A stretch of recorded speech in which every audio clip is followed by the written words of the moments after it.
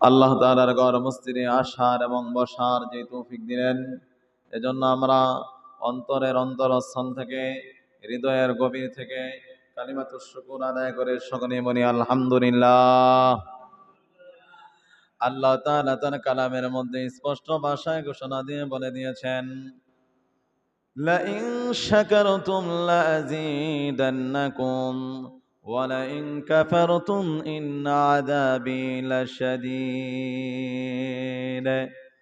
মালিক ঘোষণা দিয়ে বলে দিয়েছেন, তোমরা যদি আমার কৃতজ্ঞতা প্রকাশ করো, আমি আল্লাহ তোমাদের নিয়ামতকে বাড়ায় দিব। সুবহানাল্লাহ। আল্লাহ পাকের শুকরিয়া হর হামেশা আদায় করা, সব সময় মালিকের শুকরিয়া আদায় করা। আল্লাহ পাক শুকরিয়া আদায় করলে মালিক খুশি হয়। দুনিয়ার মধ্যে যারা কর্মচারী, মালিক তাদের কাজ কাম যদি ভালো হয়, খুশি হয়, ঠিক অনুরূপভাবে আমার আল্লাহ, আমাদের মালিক যিনি আমাকে আপনাকে সকল কিছু যিনি বানাইছে, সব কিছুর যিনি তারক বাহক, যিনি সকল মালিকের মালিক, যিনি সকল বাদশার বাদশাহ, আল্লাহ পাক তো দুনিয়াতেও আমরা যারা আছি আমাদের সকলের বাদশাহ, পরকালেও তিনি আমাদের বাদশাহ।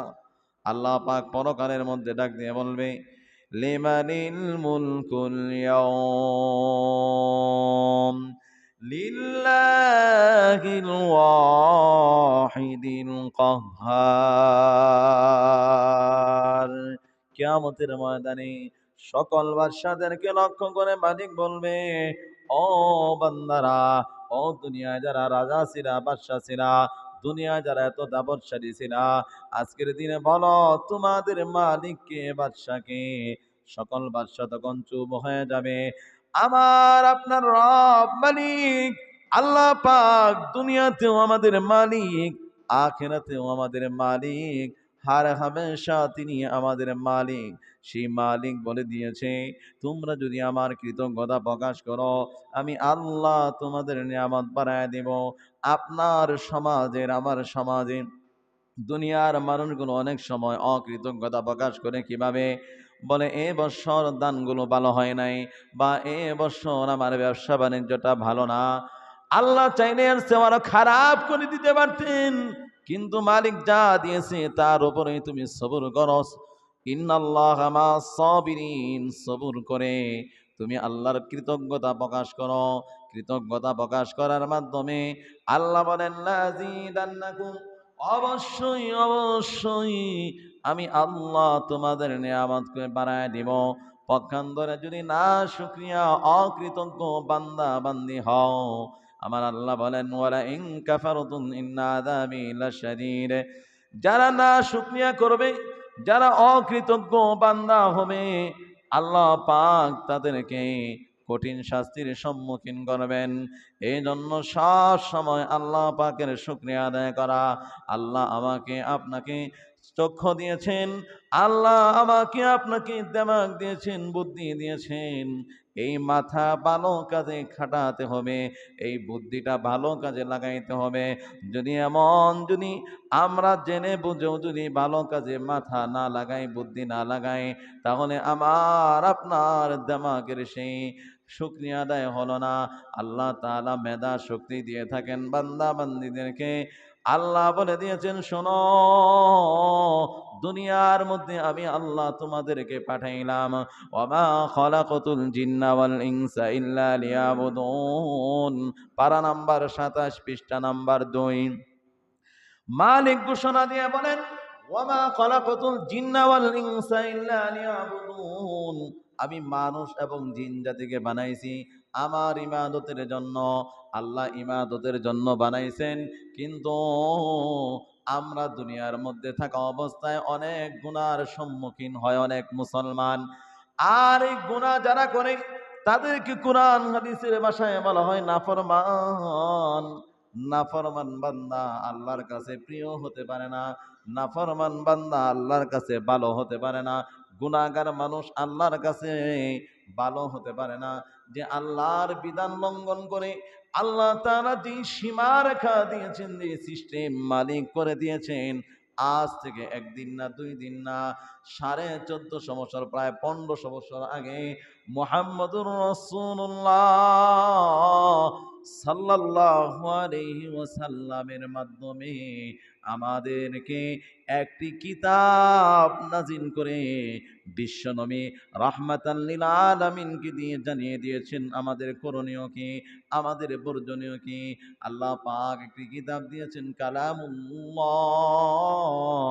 আমার সামনে যে কালাম, এই কালাম অনুযায়ী আমাদেরকে চলার জন্য বলেছেন। আমাদের জীবন ব্যবস্থা সকল কিছু, আমাদের পারিবারিক জীবন, আমাদের সামাজিক জীবন, আমাদের রাষ্ট্রীয় জীবন, সকল কিছুকে বলেছেন তোমরা আমার কোরআন দ্বারা করো। যদি আল্লাহর কোরআন দ্বারা যদি করো, তাহলে তোমাদের মধ্যে শান্তি আসবে, তোমাদের মধ্যে অশান্তি বিরাজ করবে না।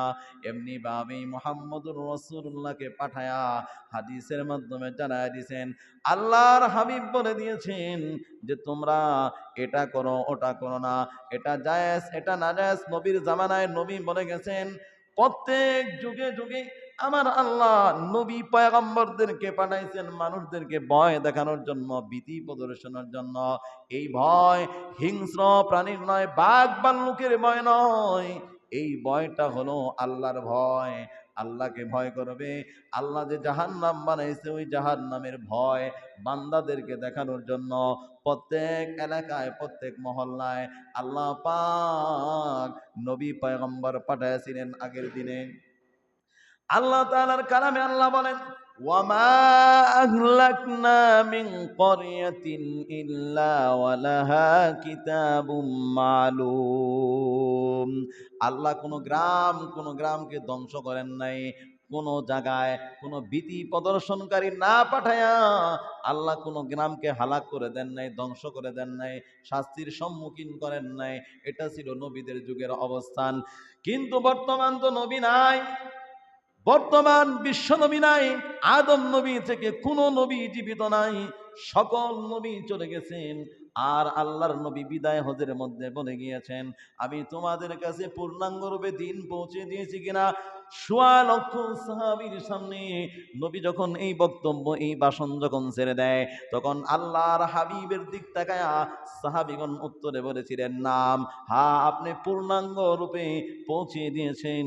আল্লাহর নবী বলেন, শোনো, আমি চিরকাল থাকবো না, আমার পরে যারা তোমরা আছো, তোমরা দিনের দ্বারক বাহক, তোমরা প্রচার প্রসার করবা মানুষদেরকে আল্লাহর পথে এবং কোরআন হাদিসের পথে পরিচালনা করার জন্য দিক নির্দেশনা সাহাবারা দিয়েছেন।